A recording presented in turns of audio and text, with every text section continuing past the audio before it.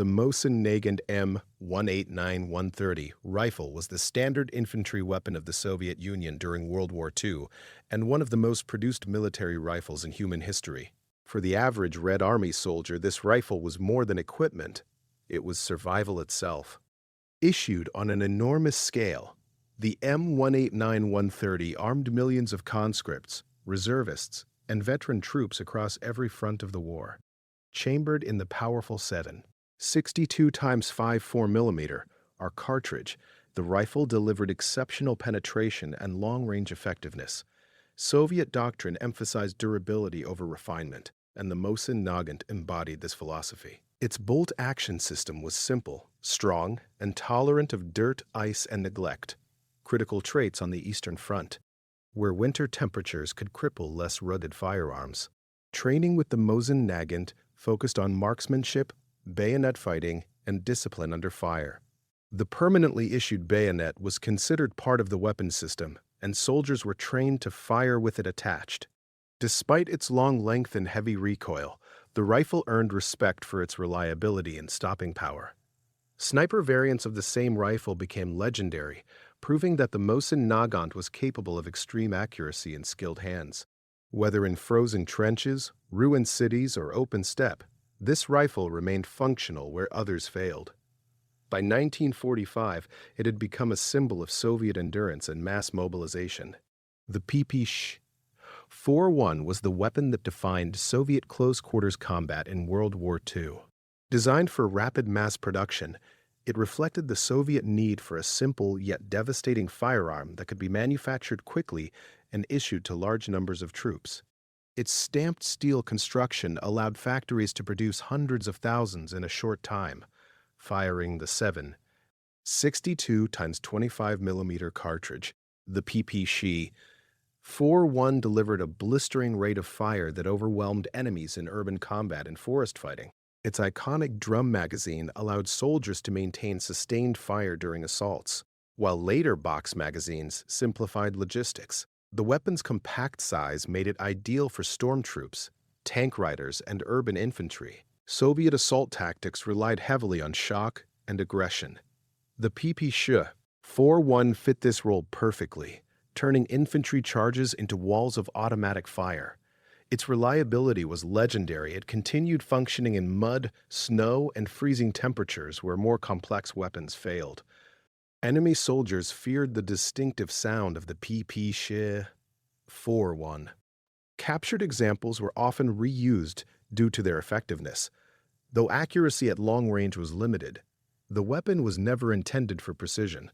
It was built to dominate close combat and break enemy morale. The Tokarev SVT-40 represented the Soviet Union's attempt to modernize infantry firepower before World War II. Unlike the bolt-action Mosin-Nagant, the SVT-40 was a semi-automatic rifle, offering a significantly higher rate of fire. It was intended to replace older rifles and give Soviet soldiers a technological edge. Chambered in the same 7.62 x 5.4mm, our cartridge, the SVT-40, delivered powerful shots with rapid follow-up capability. Its detachable magazine and gas-operated system allowed trained soldiers to maintain sustained fire in combat. Early war deployments showed promise, particularly with naval infantry and elite units. However, the SVT-40 required more maintenance and training than the average conscript could provide. Harsh battlefield conditions, combined with limited instruction, often caused reliability issues. As a result, production was reduced in favor of simpler weapons. Despite its challenges, the SVT-40 was highly respected by experienced soldiers and enemy troops alike. Captured rifles were frequently used by German forces. The SVT-40 stands as a symbol of Soviet innovation constrained by wartime realities. A capable weapon ahead of its time, but mismatched to mass mobilization. The Nagant M1895 revolver was one of the oldest weapons still in frontline service during World War II, yet it remained a trusted sidearm for Soviet officers, political commissars, artillery crews, and support troops. Designed in the late 19th century, The revolver's continued use highlights the Soviet reliance on proven rugged designs rather than constant replacement. Chambered in 7.62 times /38 mm R, the Nagant featured a unique gas seal system. When fired, the cylinder moved forward, sealing the gap between the cylinder and barrel. This increased muzzle velocity and made the revolver unusually effective when paired with a suppressor, an uncommon feature for the era. Though slow to reload and limited to 7 rounds, the Nagant was prized for its reliability. It functioned in extreme cold, mud, and neglect, conditions common on the Eastern Front. Officers valued it as a badge of authority, while rear echelon troops used it for personal defense. The Nagant revolver symbolized continuity between Imperial Russia and the Soviet Union. By World War II standards, it was outdated, but its simplicity ensured it remained serviceable. In desperate wartime conditions, a weapon that always fired was better than one that promised more but failed. The DP-27 light machine gun was the backbone of Soviet squad-level firepower throughout World War II. Designed to be simple, reliable, and easy to manufacture, it provided infantry units with sustained automatic fire in both offensive and defensive operations. Chambered in 7.62 times 5.4 mm R, the DP-27 used a distinctive top-mounted pan magazine holding 47 rounds. While unconventional, this design helped keep dirt and debris out of the feed system. The weapon's gas-operated mechanism proved extremely reliable, even in freezing temperatures and muddy terrain.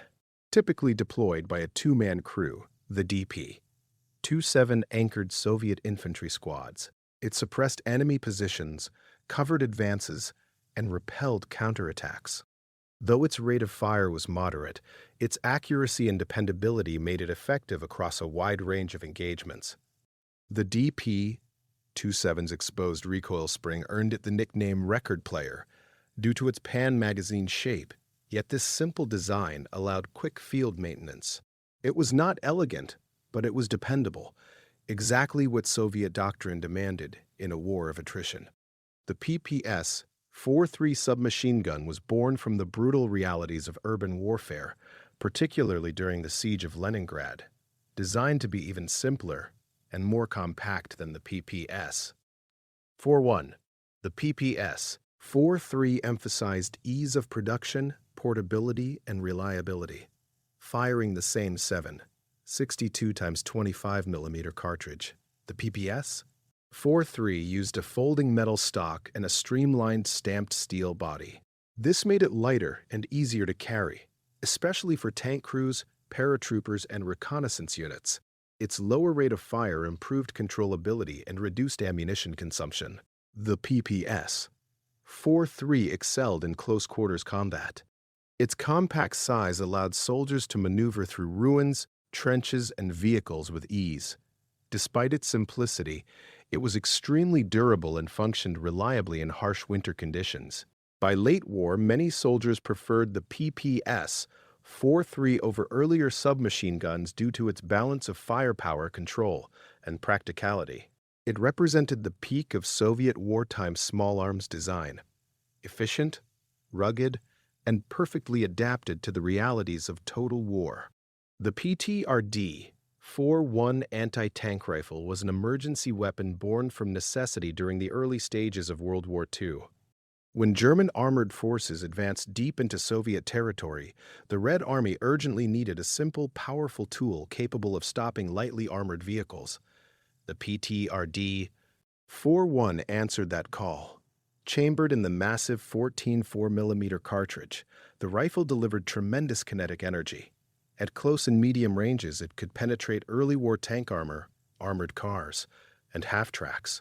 Even when penetration failed, the impact could damage tracks, optics, or internal components, disabling the vehicle. The PTRD-41 was single-shot, forcing soldiers to rely on discipline, positioning, and teamwork. Anti-tank teams often worked in pairs, aiming for weak points such as vision ports, side armor, or rear sections. The rifle's extreme recoil and blast made it physically demanding to operate, yet its effectiveness justified the effort. Though quickly outclassed by heavier armor later in the war, the PTRD 4-1 remained useful against fortifications, vehicles, and strongpoints. It symbolized Soviet adaptability, turning infantry into last-line tank hunters when heavier weapons were unavailable. The F-1 defensive hand grenade was one of the most recognizable explosive weapons carried by Soviet soldiers in World War II. Nicknamed the Lemon due to its segmented body, the F-1 was designed for defensive use, producing a wide fragmentation radius. Its cast-iron casing created lethal shrapnel when detonated, making it highly effective in trenches, urban ruins, and forest fighting. Soldiers were trained to use the grenade from cover, as its blast radius exceeded safe throwing distance in open terrain. The F-1 was simple, reliable, and mass-produced in enormous quantities. It required minimal training and could be stored for long periods. Soviet infantry used it to clear enemy positions, halt advances, and defend strongpoints during assaults. More than just a weapon, the F-1 grenade represented close combat reality on the Eastern Front, where fighting often occurred at terrifyingly short distances, and survival depended on decisive action. The MPL-50 entrenching tool was one of the most essential non-firearm items carried by a Soviet soldier. Issued to nearly every infantryman, this compact shovel served multiple purposes beyond digging trenches. Its short handle and sharpened blade allowed soldiers to rapidly create foxholes, defensive positions, and cover under fire. In the harsh conditions of the Eastern Front, survival often depended on how quickly a soldier could dig in.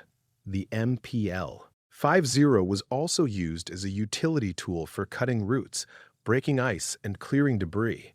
In desperate close-quarters combat, it even became an improvised melee weapon.